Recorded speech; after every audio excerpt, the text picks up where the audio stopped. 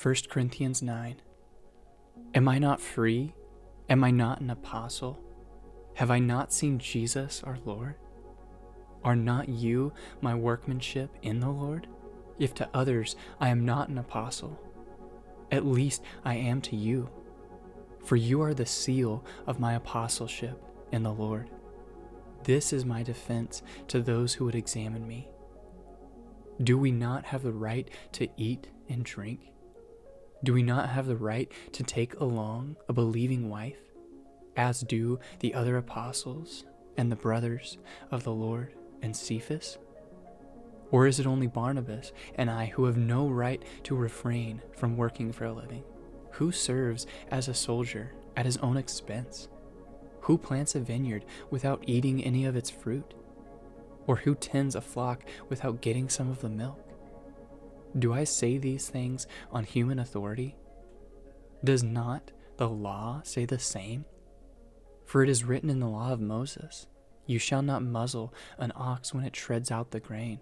Is it for oxen that God is concerned? Does he not certainly speak for our sake? It was written for our sake, because the plowman should plow in hope, and the thresher thresh in hope of sharing in the crop. If we have sown spiritual things among you, is it too much that we reap material things from you? If others share this rightful claim on you, do not we even more? Nevertheless, we have not made use of this right, but we endure anything rather than put an obstacle in the way of the gospel of Christ.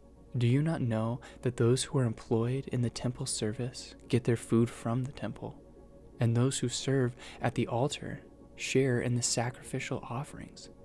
In the same way, the Lord commanded that those who proclaim the gospel should get their living by the gospel. But I have made no use of any of these rights, nor am I writing these things to secure any such provision. For I would rather die than have anyone deprive me of my ground for boasting.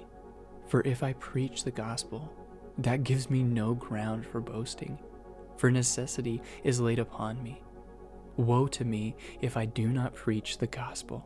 For if I do this of my own will, I have a reward. But if not of my own will, I am still entrusted with a stewardship. What then is my reward? That in my preaching I may present the gospel free of charge, so as not to make full use of my right in the gospel. For though I am free from all, I have made myself a servant of all, that I might win more of them.